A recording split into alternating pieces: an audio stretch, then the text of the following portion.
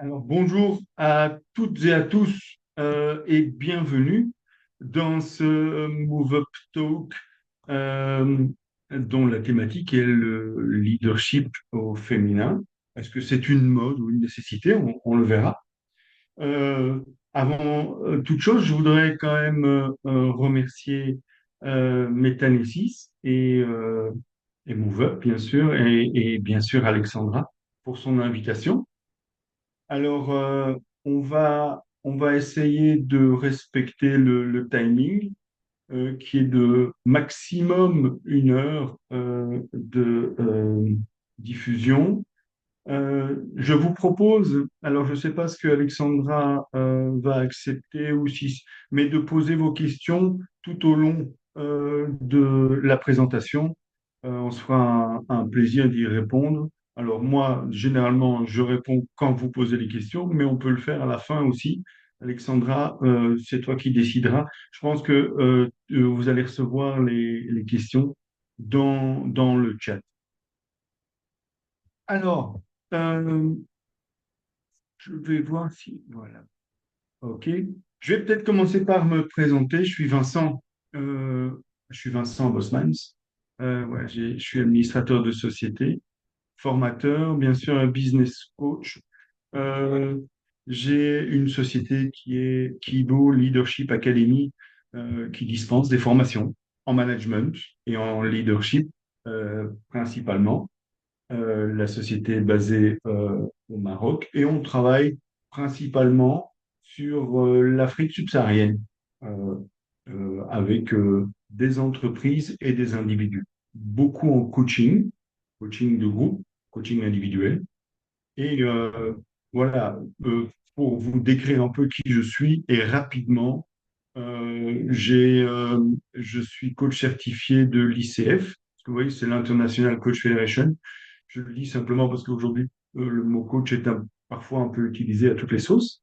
Voilà, je suis aussi également chef d'entreprise, hein, puisque j'ai 2 académies, j'ai d'autres, comment je vais dire, activités. Ce qui est le plus important pour moi, c'est que je suis marié maintenant depuis près de 30 ans et j'ai une fille et un garçon, une fille de 18 ans, un garçon de 21. Voilà. Euh, le travail que je fais généralement, c'est beaucoup de coaching, de formation, mais aussi de consultance en entreprise, et notamment comme intérim manager dans certaines structures qui sont justement dans un changement, euh, notamment par exemple dans des, comment je veux dire, quand dans des sociétés on rachète une autre, ben, comment est-ce que les équipes vont faire pour fonctionner ensemble? L'objectif, c'est d'être là, de les écouter et d'accompagner ce changement. Alors, avant de commencer, je voudrais féliciter, et ce n'est pas de la démagogie, c'est vraiment féliciter celles et ceux qui sont là et qui ont pris la peine de prendre un peu de leur soirée pour assister à cette présentation, parce que généralement, et j'aime bien cette image, il y en a beaucoup qui veulent du changement et il y en a très peu qui sont prêts à changer. Hein, vous voyez, quand on demande aux gens qui veut que les choses changent autour de moi, dans l'entreprise, tout le monde lève la main, tout le monde veut du changement. Et puis quand on demande, oui, mais qui veut, est prêt à démarrer une transformation, un changement, me comporter différemment, bah, il y en a un petit peu moins qui sont présents à la porte. Alors aujourd'hui, la thématique est en fait, est-ce que le leadership féminin est un effet de mode ou une nécessité? Alors j'ai pris cette image qui est peut-être un peu, elle, démagogique. Pourquoi les femmes sont les meilleures managers? Vous allez voir ce que moi j'en pense, parce que pendant ce talk, je vais bien sûr vous donner mon avis là-dessus. Et l'avis que je vais vous donner et que je vais vous partager est bien sûr issu de l'expérience que j'ai dans ces formations et dans ces accompagnements de femmes directrices, chefs d'entreprise, managers et des hommes que j'accompagne également. Et donc, je vais vous donner mon regard sur ce que je pense, moi, de ce que ce leadership féminin, lui, Est-ce que c'est un effet de mode, une nécessité? Vous allez bien sûr comprendre que pour moi, ce n'est pas du tout un effet de mode. Alors, euh, j'aime bien cette image parce qu'elle nous donne, elle nous fait, comment je veux dire, imaginer qu'il y a un chemin vers l'au-delà et bien entendu, c'est la manière dont je grandis, j'évolue, je veux devenir la meilleure version de moi-même en apprenant toujours, en me dépassant, euh, mais en restant authentique. Et là, on va voir déjà qu'il y a parfois des petites distinctions entre les hommes et les femmes dans cette notion d'authenticité. Alors, rapidement, les objectifs de ce Move Up Talk, c'est voilà, d'explorer ensemble pourquoi le leadership féminin est vraiment une nécessité. Essayez de vous inspirer à identifier ce qui fait votre unicité, vous, en tant que leader, en tant que femme leader, et vous proposer quelques clés pratiques pour incarner ce leadership authentique et inspirant. Ce que j'aime bien de temps en temps lors de mes formations, je termine toujours en indiquant, n'oubliez pas, manager avec authenticité. Et je pense que là, les femmes ont beaucoup de choses à nous apporter dans ce cadre-là. Euh, mais avant toute chose, avant de parler de la différence qu'il pourrait y avoir dans ce leadership féminin, je voudrais quand même qu'on revienne sur des notions de base, notamment sur à quoi sert un manager dans une entreprise. Euh, pour moi, dans un premier temps, il sert à structurer le temps des individus autour d'une tâche commune. Alors après, on va voir comment on va le faire, mais globalement, on a un marché qui attend qu'on lui délivre des produits, des services, et on a des équipes qu'on doit encadrer en interne, des services qui doivent travailler entre eux, et il y a là un ou une manager qui doit l'idée ces équipes de manière à ce qu'elles délivrent, que ce soit en interne ou en externe, un produit, un service qu'on attend. Et pour ça, on a besoin d'une personne qui structure le temps de ces individus autour d'un objectif et d'une tâche qui sera commune. Alors, on verra qu'un manager sera d'autant plus respecté et apprécié s'il a la capacité à détecter des signaux faibles de son environnement et de les interpréter. Quoi, vous allez voir, je vous demande de faire confiance au processus que je vous propose, mais voilà, retenez déjà détecter des signaux faibles. Vous allez percevoir cette intuition qui fait la force d'un manager. On dit toujours qu'un manager, je ne l'ai pas noté ici, mais je le dis, est un porteur de sens. Un manager est un porteur de sens. Qu'est-ce que ça veut dire? Le sens a pour moi trois définitions.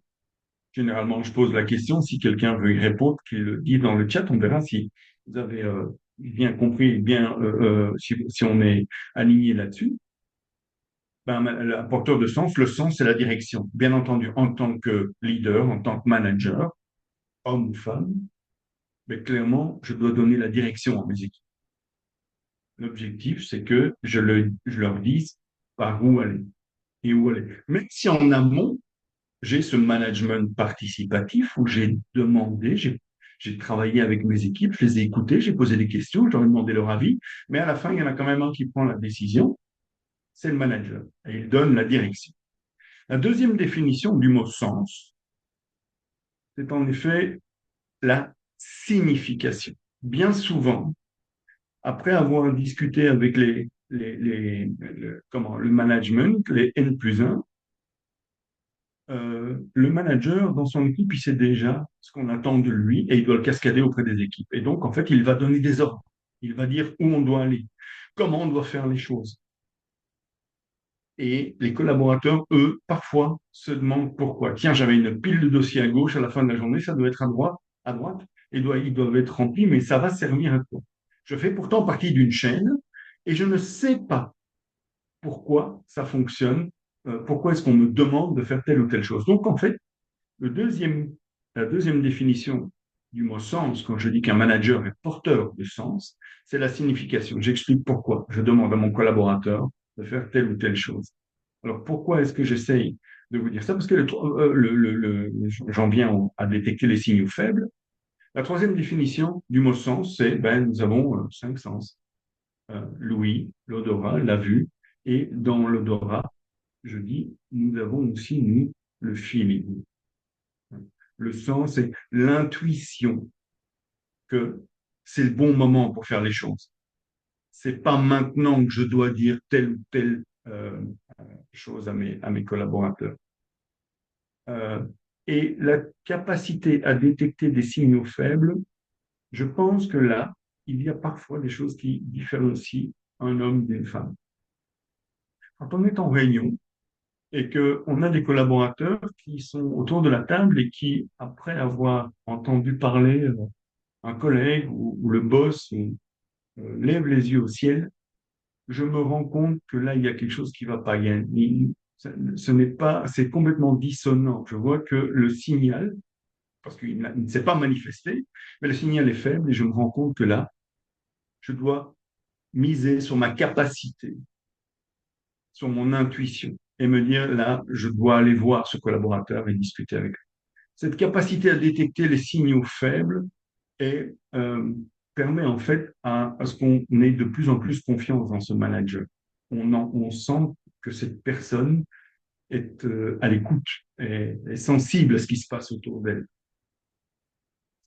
Il sait interpréter une situation et en prévoir aussi son évolution. Bien sûr, j'ai détecté le signal, mais maintenant, j'en fais quoi?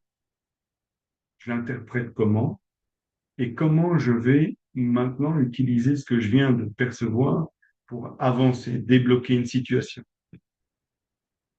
Il sait être à l'écoute aussi. Voilà, encore être à l'écoute et être un support pour ses collaborateurs. Par moment, on a des managers qui sont dans une position un peu directive. Je lui ai dit 10 fois, s'il ne comprend pas, ben, il va falloir prendre des décisions. Puis quand on pose la question à ces managers, tiens, qu'est-ce qu'il te fait croire? Il a bien compris ce que tu lui as demandé. Est-ce que tu l'as écouté? Est-ce que tu lui as demandé? Hein, la notion de reformulation. Tiens, qu'est-ce que tu as compris, Vincent, de ce que je viens de te dire? C'est des choses qui parfois sont, où les hommes sont parfois moins sensibles à ce genre de choses. Alors, aussi, dans cette notion de position de vie, j'aimerais que vous réfléchissiez à ça, de ce que vous avez vécu étant plus jeune. Parce qu'aujourd'hui, ben, on amène ça avec nous. Hein, je veux dire, hein, vous allez voir, on va parler des petites habitudes. Nous sommes aujourd'hui le résultat, le meilleur résultat de la somme des petites habitudes que nous avons eues dans toute notre vie, de l'éducation qu'on a eue, des gens que nous avons rencontrés, des expériences que l'on a vécues. Et est-ce que j'ai l'habitude, dans cette position, ce qu'on appelle les positions de vie, d'être dans une relation OK plus, avec mon vis-à-vis. Alors que ce soit mon collaborateur, que ce soit mon collègue ou mon N+1, est-ce que j'ai cette relation où je me dis, tiens, moi je suis bien dans ma fonction, je reconnais mes compétences et je reconnais les compétences de la personne que j'ai en face de moi, que ce soit mon collaborateur, mon collègue ou mon supérieur. Et ensemble, nous sommes suffisamment compétents pour trouver des solutions dans la situation dans laquelle on se trouve. On est dans une position de vie, ce qu'on appelle OK, je me respecte, je sais qui je suis, je reconnais mes compétences et je reconnais la personne qui est en face de moi. Vous voyez, ces petites choses, c'est parfois un peu compliqué dans des relations où il y a un peu plus de testostérone. Euh, on a souvent des relations où on est, moi je suis OK plus, moi je sais.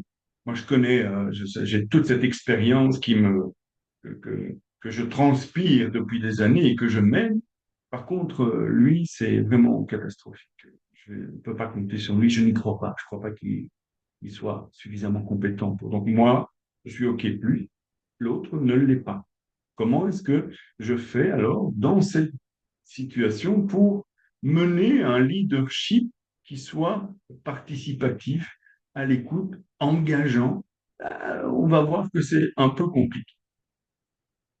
Il y en a d'autres où là, ben, est-ce que justement dans cette situation où on a un peu l'impression d'être dans un rôle euh, où on n'est pas à sa place, hein, on a l'impression de jouer un rôle auquel on a eu parfois la chance. euh, c'est comment je vais dire, ce que Edwige donnait dans un de ses comment je vais dire, Move Up Talk précédents. Est-ce que je suis vraiment à ma place? Est-ce que c'est pas de la chance que j'ai eue pour être à ce niveau-là? Par contre, là, en face de moi, j'ai des gens qui sont hyper compétents, hein. C'est des gens qui ont de la bouteille. Et moi, oh là là, comment est-ce que je vais faire pour euh, garder le contrôle ici, pour donner le change? Je me sens un peu, comment je vais dire, dévalorisé par rapport à ce que j'ai comme force, compétence autour de moi. Et là, vous imaginez ce que ça peut avoir comme effet dans quand le manager est OK moins et qu'il considère que son équipe est OK plus. Et puis alors là, ça c'est la catastrophe. Moi, je me sens pas du tout compétent. Et par contre, les gens avec qui je travaille, c'est tous des bras cassés. On va pas y arriver. Et là, on crée autour de soi une énergie qui nous amène vers la catastrophe. En fait. C'est pas possible de réussir et de trouver des solutions avec un mindset comme celui-là.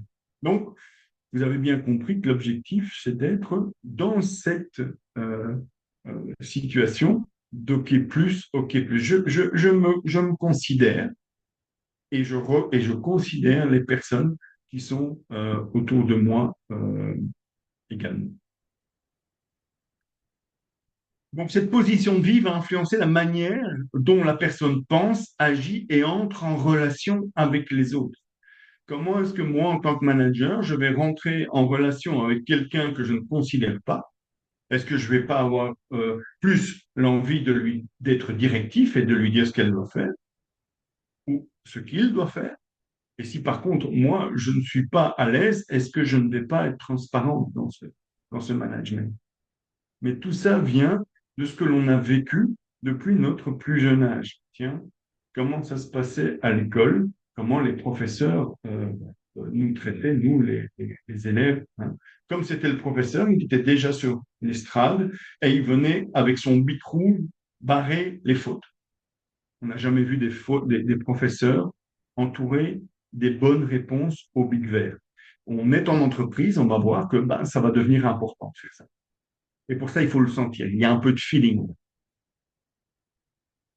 Alors, quelques petits éléments pour vous montrer qu'est-ce qui aujourd'hui, quel est euh, les éléments d'engagement des collaborateurs. Bien, on va voir aujourd'hui que le manager a 4 pratiques qui créent le plus d'engagement. Et là, de nouveau, on n'est pas en train de distinguer le leadership féminin du leadership masculin. On dit, voilà ce qu'on attend d'un manager dans ses fonctions. La première chose, ben, il doit fixer des objectifs clairs. C'est ce qu'on attend dans un leadership. Je dois m'assurer que mes collaborateurs ont reçu clairement des tâches qu'ils ont compris. Et donc, je travaille la reformulation. Savoir donner du feedback, aussi prendre un peu de temps. Je me rends compte que je travaille avec des êtres humains, hein, pas encore tous des intelligences artificielles, ni des ordinateurs, mais je travaille avec des êtres humains et je prends du temps pour leur parler. Je m'installe avec eux, je prends un café, peut-être que je vais marcher, mais je les mets dans les meilleures conditions et quelque part, quand ils font un boulot, que ça se passe bien ou que ça se passe moins bien, je leur donne un feedback sur le travail qui a été réalisé. Et j'essaie d'utiliser des techniques pour toujours maintenir la motivation de mon collaborateur. Je leur donne du support aussi. Par moment, ben oui, je suis coincé. Mon collaborateur sait. qu'il peut venir me voir. Je suis ouvert, je ne vais pas le juger, je vais l'écouter. Je vais d'abord lui demander ce qu'il a mis en place parce que je ne veux pas de cette relation de parent à enfant. Je veux une relation équilibrée, hein, en analyse transactionnelle, dans les états du moi, hein, les parents, adultes, enfants. J'essaye d'éviter des relations où je me mets toujours en parent et je m'adresse à lui en enfant. Non, non. Je le fais remonter en adulte, mais pour le faire monter en adulte, c'est-à-dire qu'il prenne ses responsabilités, moi, je dois descendre aussi en adulte. De quoi as-tu besoin? Qu'est-ce que tu as déjà essayé? Et qu'est-ce que aujourd'hui on peut faire ensemble pour débloquer cette situation? Et j'évite de me mettre en papa qui va donner, parce que c'est très flatteur en termes d'ego, toute mon expérience et mon expertise va être mis à la disposition de mon collaborateur et je vais lui montrer pourquoi c'est moi le chef. Parce que moi, je sais. L'objectif n'est pas justement de toujours donner à manger au collaborateur, mais de lui apprendre à réfléchir. J'aime bien cette image que j'utilise souvent qui est n'oubliez pas que si vous souhaitez vivre dans la lumière, n'oubliez pas d'éclairer ceux qui vous entourent. Et vous ne les éclairez pas en leur disant ce qu'ils doivent faire, mais en les faisant réfléchir, leur demander de réfléchir. Et enfin, pensez à les récompenser. Récompenser le travail qui a été réalisé. Souvent, certains me disent, et de nouveau, je ne vais pas faire de segmentation entre les hommes et les femmes, mais c'est souvent auprès des hommes que j'entends ça, il est payé pour ça. C'est normal que son travail soit fait correctement. Oui, mais il est payé de la même manière quand il fait mal son travail.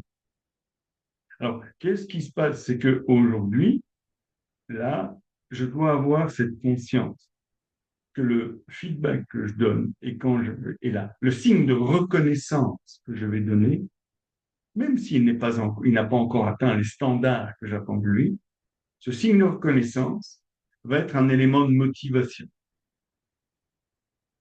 Il va permettre aux collaborateurs de dire, ah là, il y a quelqu'un qui est sensible, qui aperçoit, qui apprécie le travail et l'évolution, même si je n'ai pas encore atteint les standards que l'on attend de moi ici dans l'entreprise.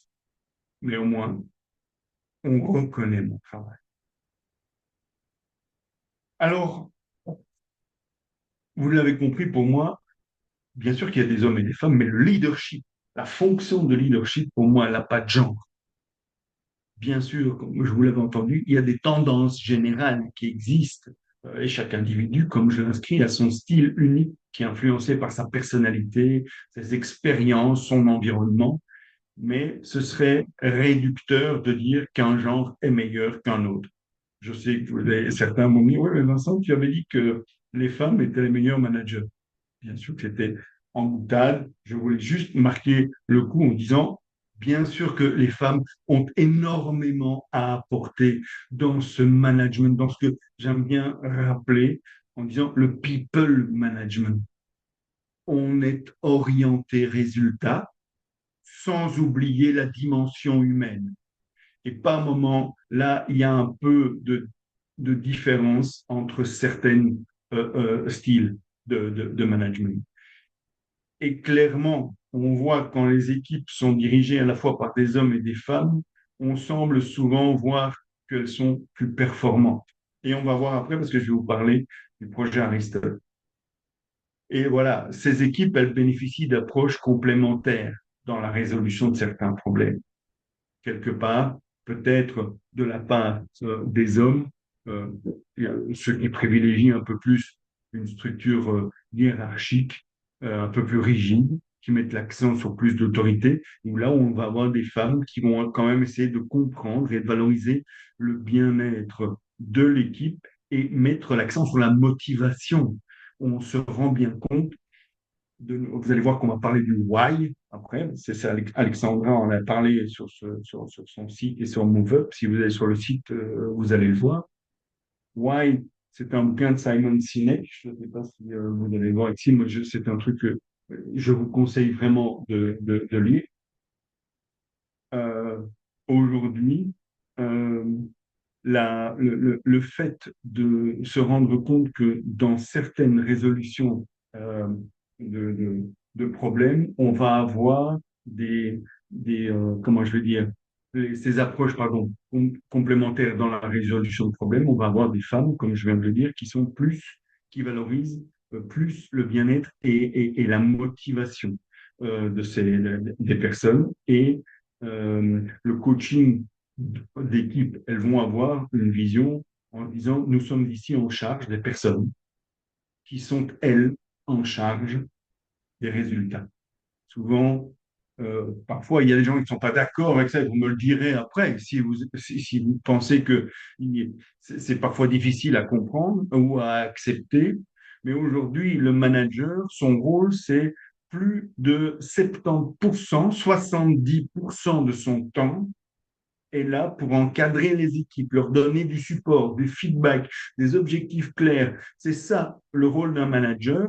Et dans ce cadre-là, c'est à lui, il est en charge des personnes qui, elles, sont en charge du résultat. Bien souvent, le manager croit que lui est en charge et responsable du résultat.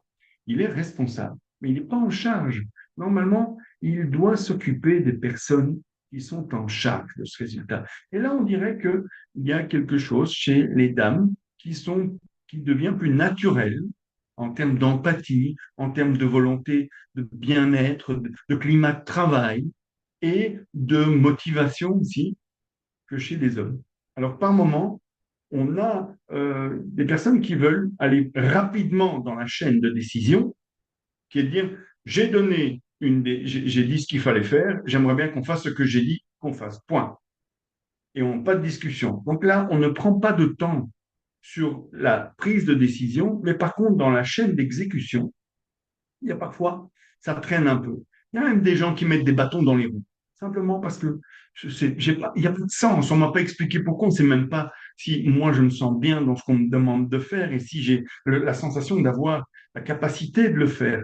Je n'ai pas tout compris et on ne me laisse pas l'espace pour m'exprimer.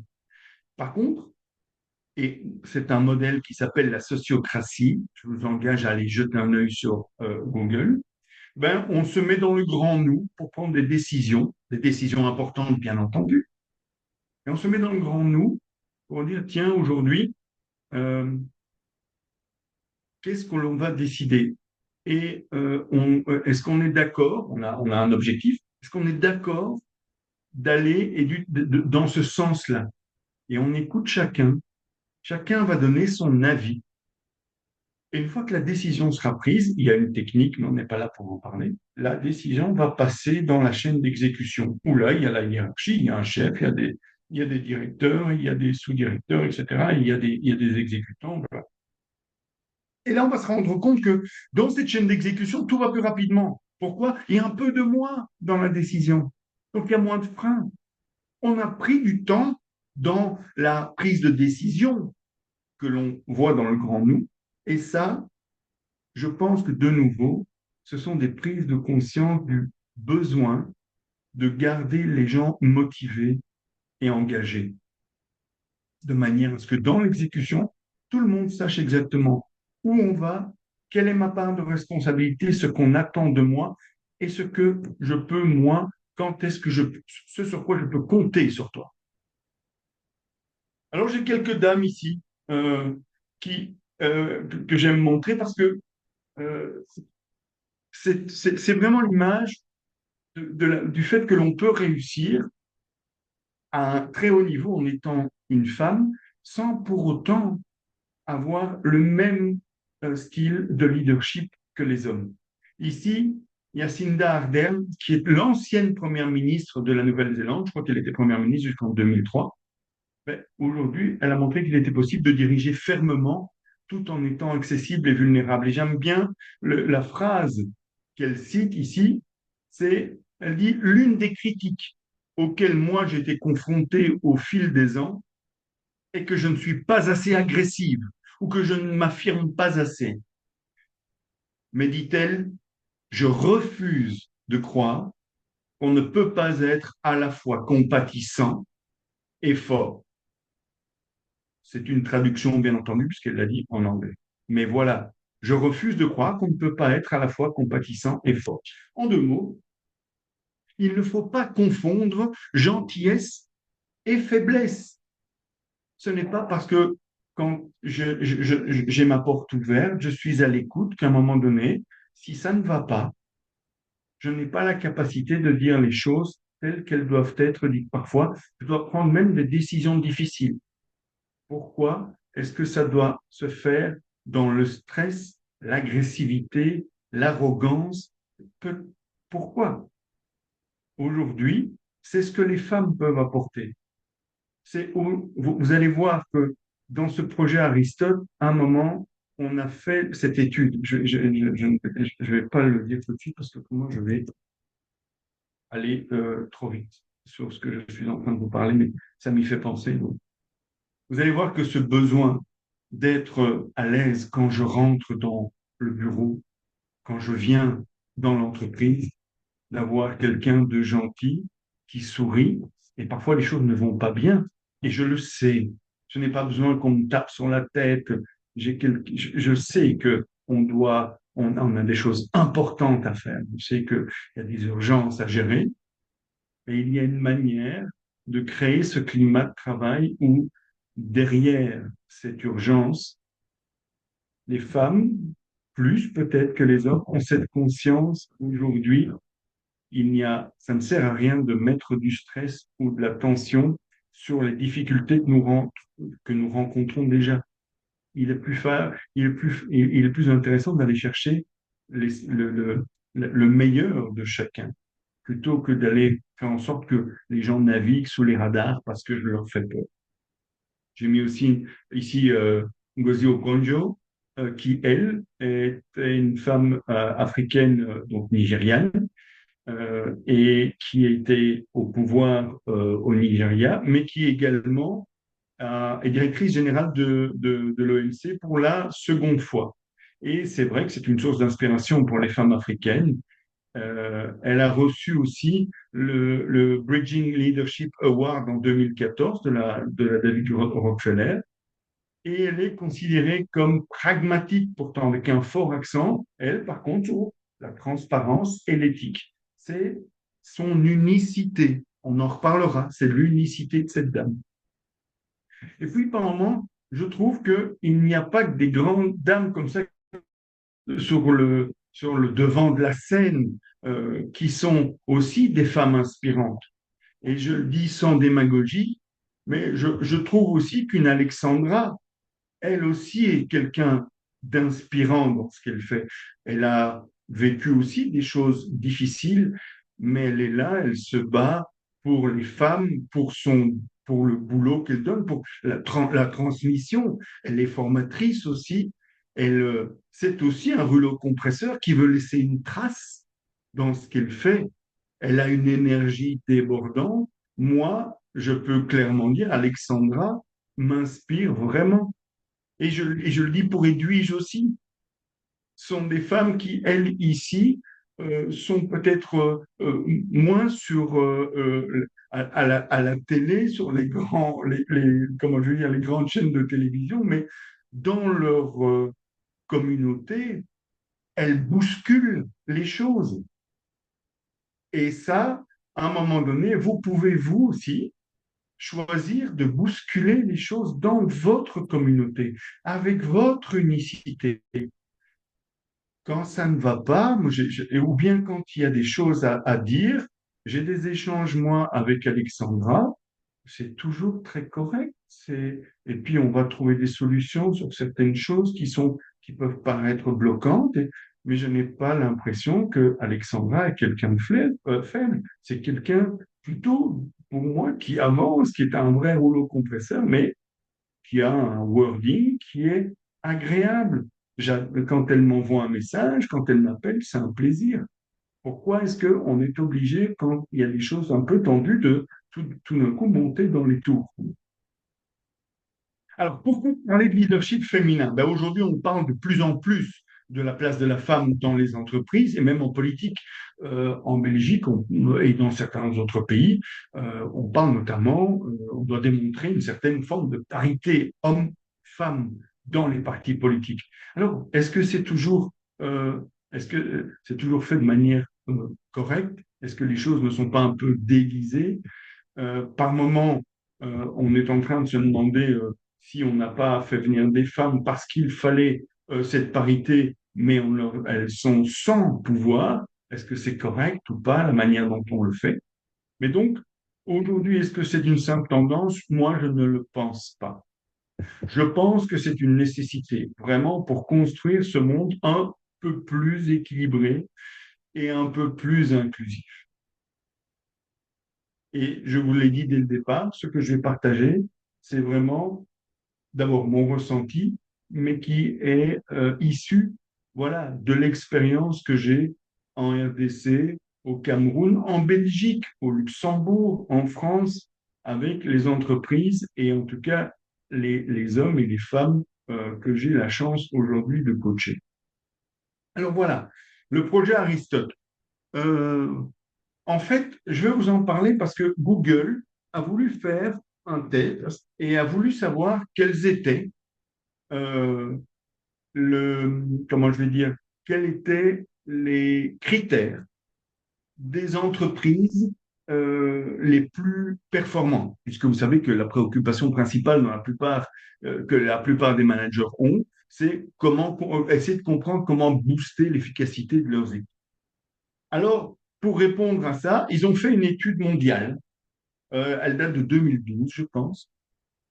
Et ils ont été faire ça dans, je pense, 80 pays, sur plus de 190 équipes, je pense, à vérifier, mais c'était énorme.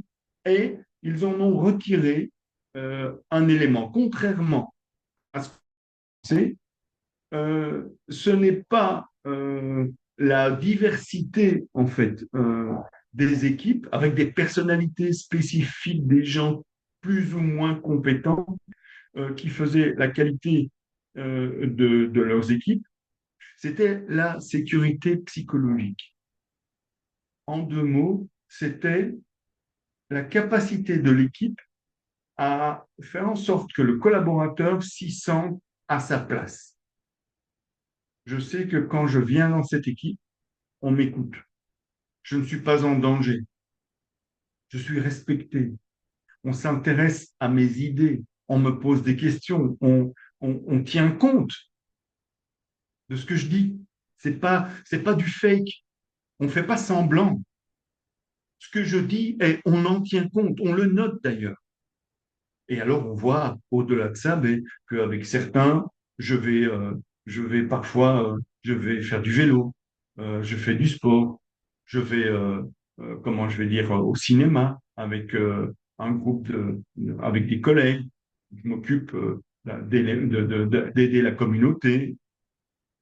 Et ça, vous pouvez bien comprendre, c'est qu'est-ce qu'il est plus simple de faire, de collaborer. Quand on est en difficulté, on a plus d'enclin à aller aider quelqu'un qu'on connaît, qu'on apprécie, avec qui on est bien. C'est beaucoup plus simple. Et ce projet, je voulais en parler parce que cette sécurité psychologique, elle est hyper importante dans l'entreprise et dans la vie en général. Et ça, je pense que naturellement, on a chez les femmes quelque chose qui est perçu, qu'elles perçoivent.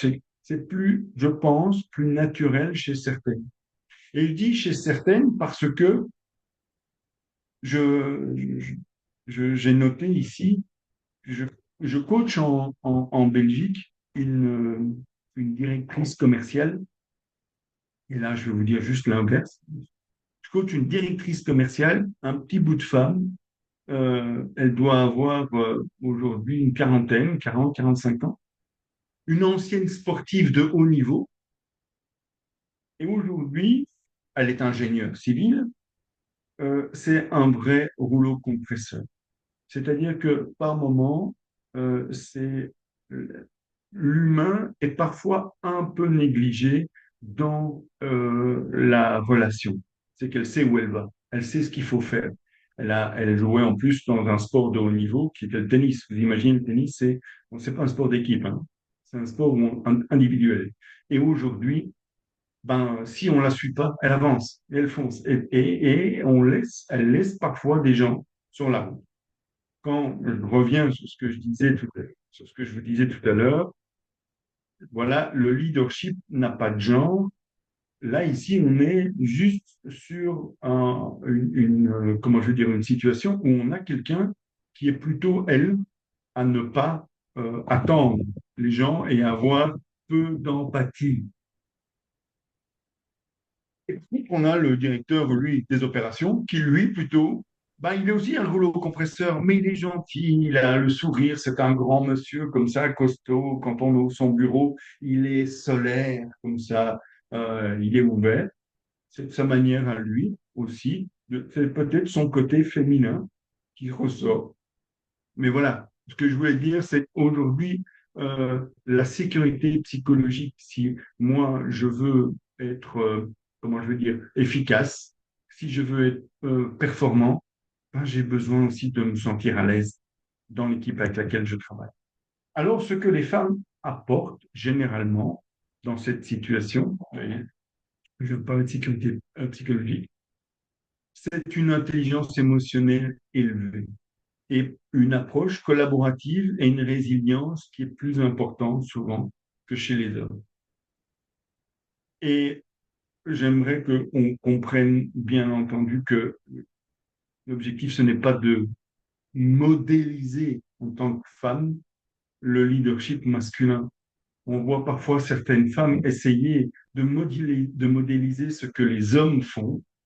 Et on a des femmes qui aujourd'hui deviennent parfois, comment je veux dire, pètent des crises dans des bureaux, euh, deviennent des monstres, quoi, parce qu'elles essayent de modéliser ce que certains hommes font et qui n'est pas en fait en relation avec les valeurs, avec ce que elles sont vraiment.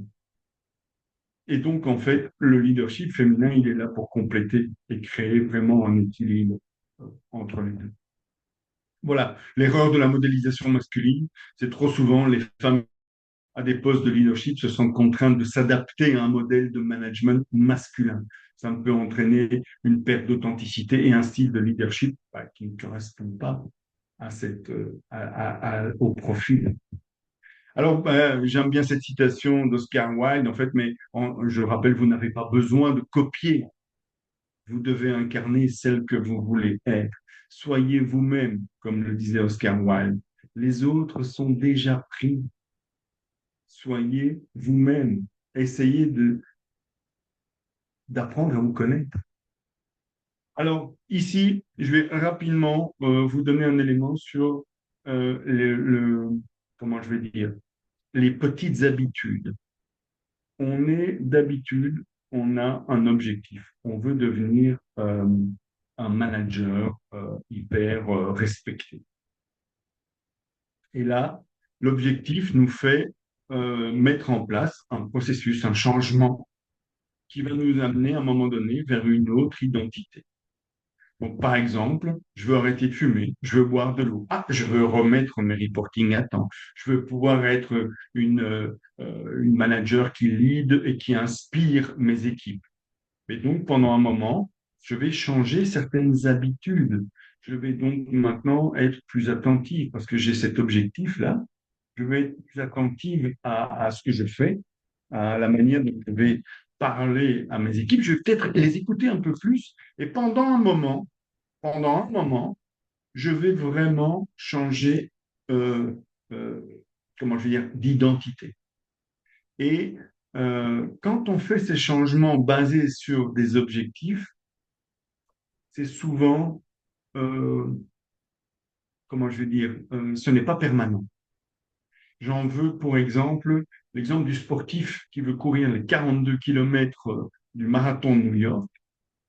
Il va faire attention à ce qu'il mange, il va faire attention à ce qu'il boit, il va aller à la salle, il va aller courir, il va changer ses habitudes et pendant un moment, il va avoir une identité de sportif. Ce sportif de haut niveau qu'il voulait être, ben, il va l'avoir jusqu'à ce qu'il franchisse la ligne d'arrivée des 42 kilomètres.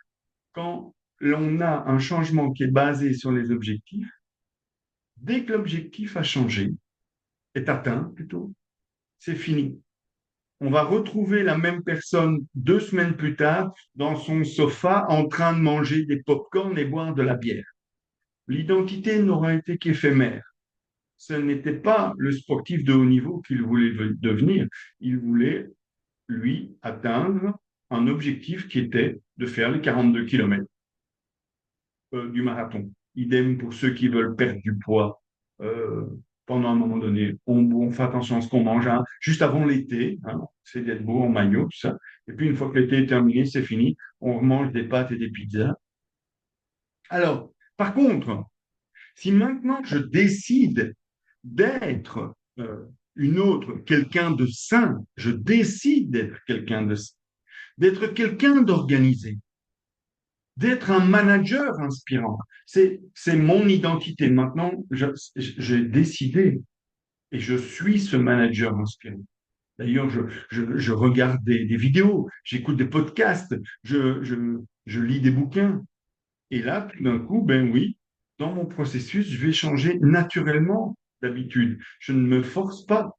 C'est mon identité, puisque je dis toujours que nous sommes la somme des identités que nous sommes aujourd'hui, c'est mon identité qui va me faire changer certaines habitudes et qui va faire que, ben, arrêter de fumer, motiver mes équipes, ça va, ici dans le cadre du manager aspirant, je vais en arriver naturellement à être une motivatrice ou un motivateur d'équipe parce que j'ai pris la décision de changer mon identité.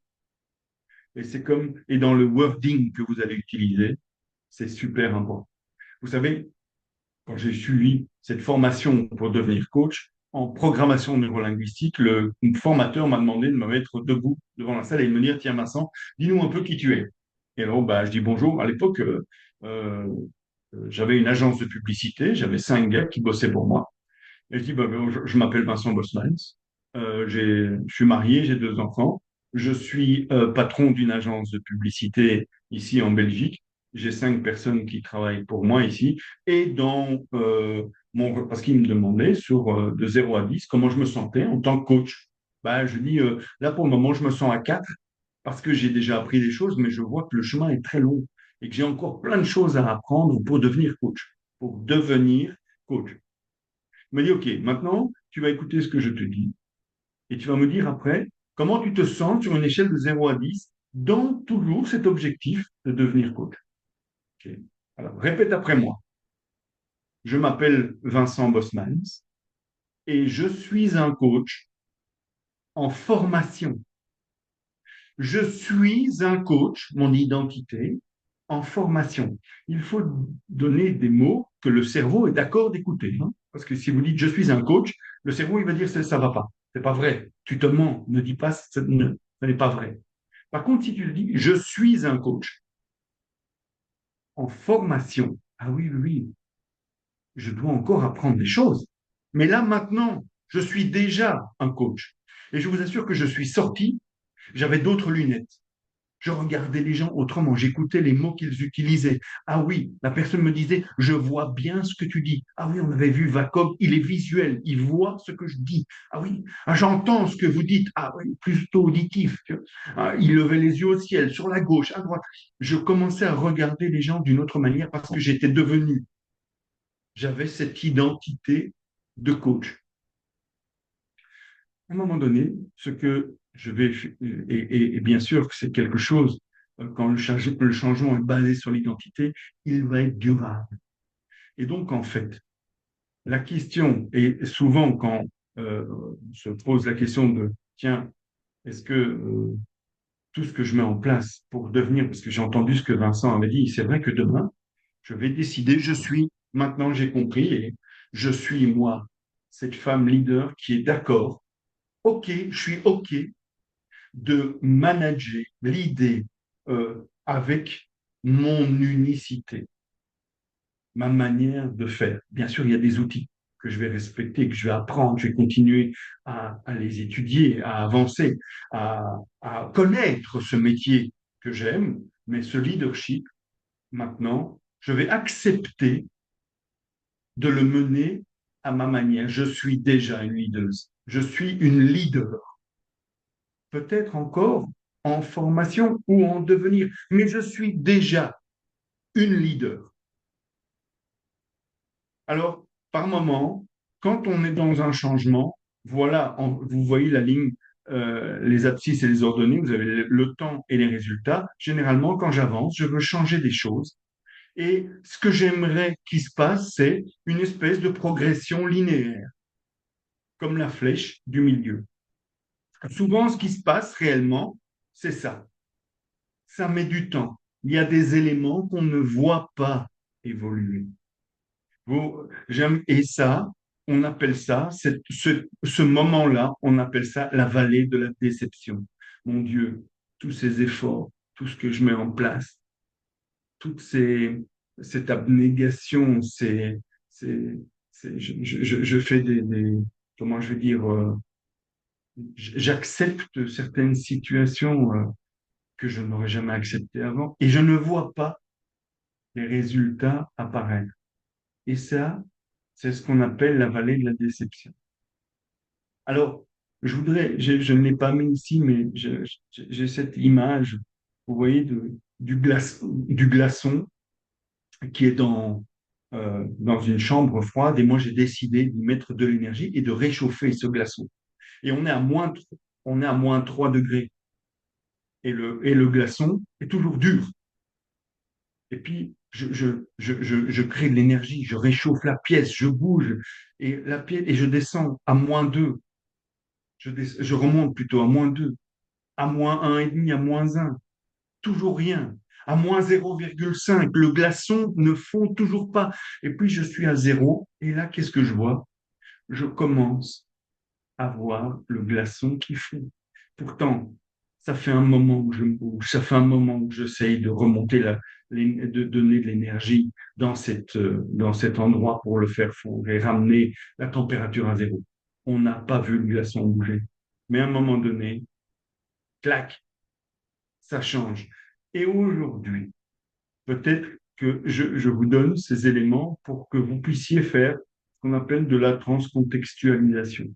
Dans le contexte de ce petit glaçon où je vous donne ces éléments qui peuvent évoluer, qui mettent du temps, imaginez vraiment la personne que vous voulez être et travaillez là-dessus en respectant votre authenticité et votre unicité. Ça n'ira peut-être pas aussi vite que vous le voulez, mais aujourd'hui, c'est ce qui risque d'être durable et de donner un maximum de résultats. Il faut de nouveau faire confiance au processus. Alors, si on dit toujours, si vous voulez vraiment faire quelque chose, vous trouverez un moyen. Si vous ne voulez pas, ben vous trouverez une excuse. Alors, je voudrais que vous compreniez ici que votre identité n'est pas figée.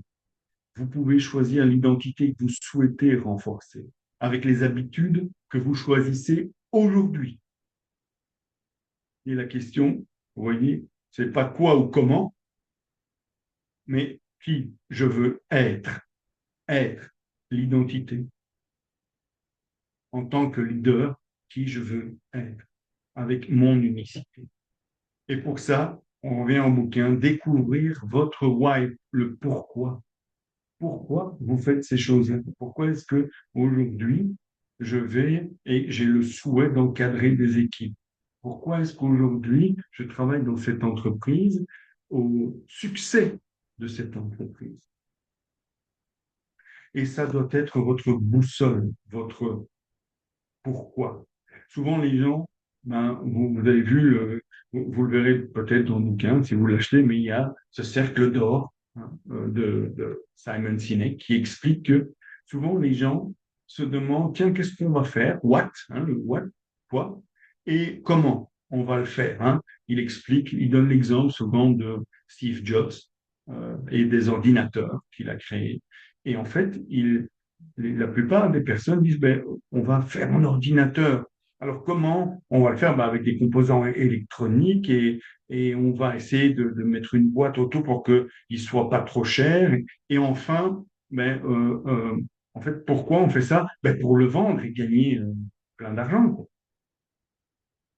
Il dit que, en gros, Steve Jobs l'a vu d'une autre manière. Il s'est dit, tiens, pourquoi aujourd'hui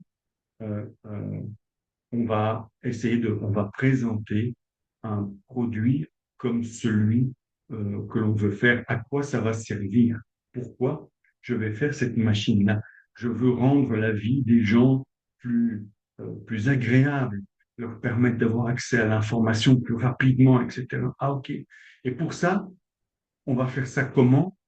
Et eh ben, on va essayer de faire quelque chose d'assez de joli, d'accessible financièrement, pour que même les personnes avec des revenus faibles puissent avoir accès à ce moyen d'accéder à à l'information.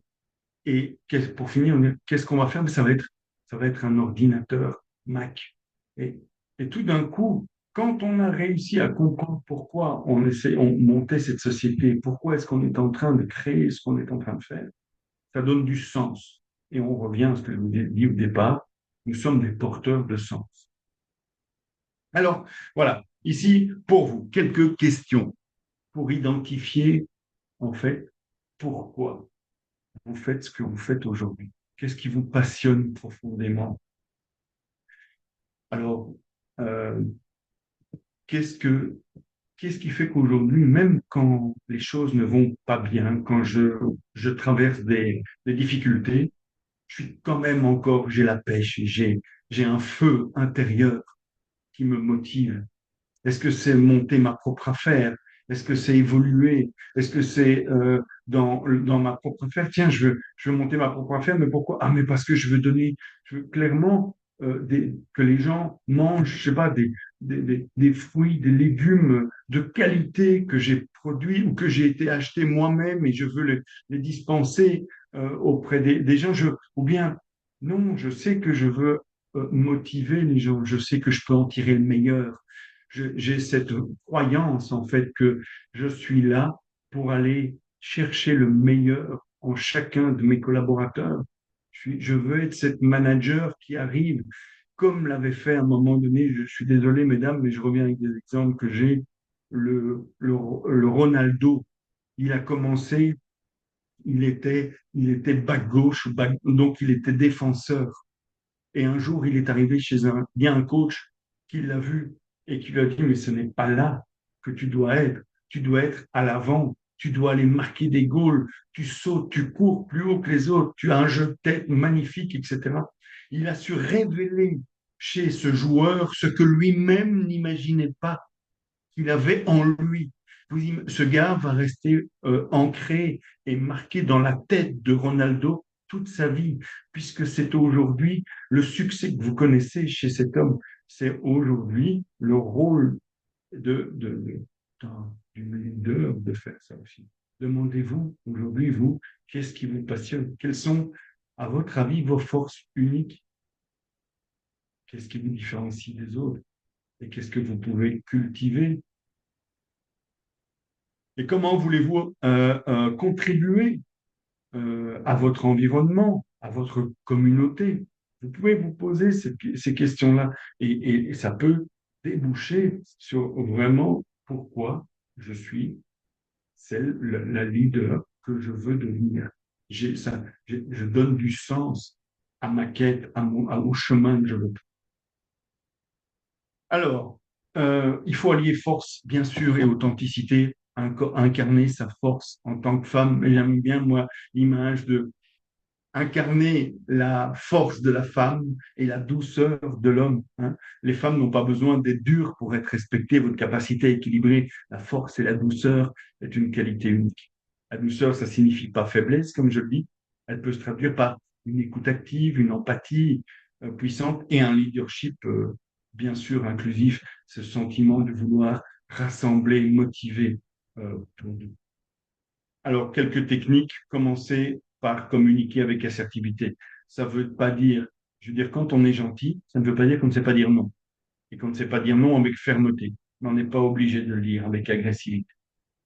Essayez de construire votre charisme, essayez de vous accepter, d'être à l'aise avec qui vous êtes. et rayonner la confiance. S'il y a focus sur ce qui me rend unique et fort, mais j'ai appris à me connaître, j'ai pris un peu de temps pour ça. Et c'est développer une vision claire. Et ça, c'est planifier des objectifs alignés avec ce pourquoi vous voulez faire ce que vous voulez faire. Un exemple, voilà, un leader peut être une femme ferme dans ses décisions tout en inspirant confiance par son approche humaine. C'est ce mélange qui fait la différence. Voilà, votre authenticité est votre plus grande force et vous engage à ne pas la, euh, euh, la sacrifier. Et comment surmonter ces défis de l'environnement? Quand je parle de l'environnement, ben oui, on est bien d'accord qu'on vit dans un monde où aujourd'hui, dans ces postes de leadership, on a beaucoup plus d'hommes que de femmes. Il faut essayer de briser ces stéréotypes en restant vous-même. Hein, on parlait, ça ne sert à rien de modéliser le management masculin. Vous avez énormément de richesses et de force à amener. Et puis, créez peut-être pour vous, hein, entourez-vous de gens, de mentors, de collègues et d'alliés qui comprennent et qui respectent vos objectifs, qui ont envie d'en parler avec vous. Alors, au lieu de les opposer, moi, l'homme et la femme, ces deux styles de management, moi, j'encouragerais les hommes à développer davantage leur écoute et leur empathie dans leur management et inciter les femmes surtout à cultiver leur unicité, sans chercher à imiter ce modèle masculin. Alors, pour terminer, je suis désolé, j'étais un peu plus long, je suis désolé, Alexandra. Et vous, mais voilà. Réflexion. Je vous invite à réfléchir à une action que vous pouvez entreprendre dès maintenant, dès ce soir. C'est commencer par écrire votre pourquoi. Pour essayer de dire, de définir ce pourquoi aujourd'hui vous êtes prête à agir. Ou essayer d'initier une conversation sur le leadership féminin avec des collègues. Qu'est-ce qui se passe chez nous dans l'entreprise? Comment est-ce qu'on pourrait mobiliser plus de femmes dans certains secteurs, dans des, dans des, à des niveaux décisionnels? Aujourd'hui, on ne voit pas. Comment est-ce qu'on peut initier des discussions comme ça avec nos N plus 1? Ou est-ce que il y a peut-être d'autres façons de montrer qui on est, ce que l'on fait et d'influer sur les décisions, ou encore simplement de vous diriger vers une collègue ou une amie pour l'encourager et l'accompagner dans son parcours. Il n'y a pas de petit... Euh, si j'aime bien la technique du petit pas, mais dans le bon sens, on avance. Certains disent, mais non, ça sert à rien de toute façon. Si chacun a sa pierre à apporter à l'édifice. Et voilà, votre unicité est votre force. Trouvez votre why, inspirez votre entourage et devenez la leader que vous êtes destiné à être. Voilà, je vous remercie et je termine avec cela. Je vais juste céder la parole à Alexandra pour le dernier slide. Et voilà, désolé Alexandra pour le petit dépassement. Ah non, non, non, non, non, merci beaucoup Vincent, c'était rafraîchissant, c'était inspirant. Vraiment, je retiens finalement dans ce changement ne pas être focalisé sur l'objectif, mais déjà sur l'identité qu'on est occupé à devenir. Donc, nous sommes des leaders, peu importe, en formation et en cours de déploiement. Vraiment, merci du fond du cœur et je pense qu'on repart chacun avec quelque chose de bien. Ce que je voulais délivrer comme message, j'avais demandé à Vincent de le faire. Il m'a dit non, non, non, c'est mieux que tu le fasses. Je dis ok, pas de souci. Ben, comme vous savez un petit peu, MoveUp, c'est une plateforme et il y a différentes initiatives, différentes sociétés, différents cabinets qui finalement sont occupés à déployer toute une série d'offres qui ont pour objectif de renforcer les capacités de nous étirer. Alors, Vincent, je vais te demander si tu es OK de me remettre le dernier slide qui reprend au fait la cohorte de coaching qui va être lancée. Donc, dans le cadre du mois de mars de l'année dernière, on a l'habitude souvent tout au long du mois de mars d'avoir différentes initiatives mises en place par les entreprises qui offrent des fleurs, qui offrent des chocolats, des cadeaux. C'est super. Mais nous, on s'était dit, on veut être dans une autre dynamique. C'est super de recevoir des roses, mais on préfère être soutenu dans notre métamorphose. Finalement, ce que Vincent, il explique, ce changement qui doit être mené.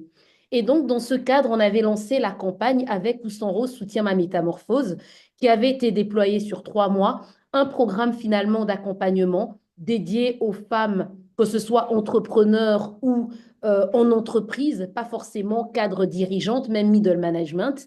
Et donc, l'idée, c'était de les accompagner sur 3 axes: leadership, confiance en soi, émotion, communication, action et performance.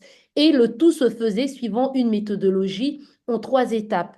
Tout d'abord, il y avait une séance préliminaire, un diagnostic de profil, puis il y avait un programme de coaching qui se faisait avec un coach dédié sur 3 à 4 séances. Et enfin, il y avait une masterclass avec tous les coachs qui accompagnaient le programme pour un partage de bonnes pratiques. Nous avons décidé de relancer cette cohorte. Alors, il y a différents coachs qui sont dans ce programme et qui donc accompagnent. Vous l'avez compris, on a vraiment la joie d'avoir Vincent de nouveau pour cette nouvelle cohorte. Nous avons Edwige qui fait partie également des coachs dans la cohorte. Nous avons Asna, nous avons également Catherine Capel. J'ai la joie d'être également, de faire partie des différents accompagnateurs. Et l'idée, c'est de démarrer la mobilisation à partir de la semaine prochaine, donc la communication, avec un objectif de démarrer le programme à partir du 17 février. Nous vous enverrons les informations. Les personnes intéressées peuvent s'inscrire volontairement ou peuvent transmettre via le formulaire et la possibilité de préciser si vous souhaitez, comme Move Up contacte votre employeur ou la structure en tout cas qui peut prendre en charge les frais. Et vous constaterez également que comme on est dans une dynamique, bien qu'on soit dans le corporate, mais il y a une dimension assez humaine et sociale dans MoveUp, même le principe de tarification, chacun des coachs a pris sur soi, on est vraiment sur quelque chose qui est accessible et c'est voulu ainsi. Donc, je ne vais pas prendre plus de temps. Mon message, vous recevrez les informations et nous avons la joie de vous aider à, comme Vincent, tu l'avais dit, hein, ton slide, je l'aimais bien, de pas juste vouloir le changement, mais de vouloir changer. Donc, si vous êtes intéressé dans cette dynamique et finalement dans tout ce que Vincent a dit, et que ce soit Edwige, Asna, tous les autres qui ont précédé, vous êtes les bienvenus et c'est avec un grand plaisir que nous allons vous accompagner. Vincent, je pense que là, l'ensemble de ce que je voulais dire a été dit. Peut-être pour ceux qui ne connaissent pas MoveUp, je vais clôturer en expliquant que MoveUp, ce n'est pas une société, ce n'est pas un cabinet, ce n'est pas un centre de formation, c'est un mouvement qui allie différentes énergies qui ont décidé d'apporter un impact au niveau social et économique et qui s'axe autour de la résilience.